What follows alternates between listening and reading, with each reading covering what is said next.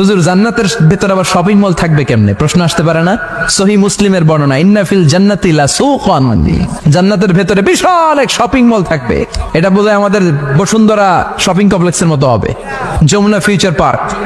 দুবাইতে যে একটা আছে বিশাল শপিং মল, মালয়েশিয়ার মিড ভ্যালি, এগুলোর মতো হবে মনে হয়। কত বিশাল যে শপিং মল হবে। সহিহ মুসলিমের বর্ণনা, প্রতি শুক্রবারে সব জায়গা থেকে বন বন করে মৌমাছির মতো জান্নাতীরা ওই শপিং মলে শপিং করতে আসবে। ইচ্ছে মতো দেদারসে পোশাক কিনবে, ইচ্ছে মতো শপিং করবে, টাকা দেয়া লাগবে না, ক্রেডিট কার্ড লাগবে না। সুবহানাল্লাহ পড়েন। ইচ্ছে মতো শপিং করবেন। দুনিয়াতে একটু কষ্ট করে হালাল উপার্জন করে খেয়ে যান। আল কানাআতু মিনাল ইসলাম, অল্পে খেয়ে তুষ্ট থাকা আর আল্লাহ শুকরিয়া করা, এটার নামই ইসলাম। অল্প খাও, অল্প পড়ো, অল্প জমাও, অল্পের ভেতরে বরকত ঢুকাই দিছে কে? অনেকে দেখবেন অনেক খাই খাই নাই নাই করে, এটা যাদের স্বভাব তাদের কখনো বরকত হয় না। অল্প খাবেন, অল্প পড়বেন, আর হালালের সাথে সম্পর্ক করবেন। আল্লাহুম্মা কফিনি বিহালালিকা আন হারামিক ওয়া আগনিনি বিফাদলিকা আম্মান সিওয়াক। বিষ্ণুনবী দোয়া করতেন, আল্লাহ হালালকে আমার জন্য যথেষ্ট করেন, হারাম থেকে আমারে বাঁচিয়ে রাখেন। পড়েন আমিন।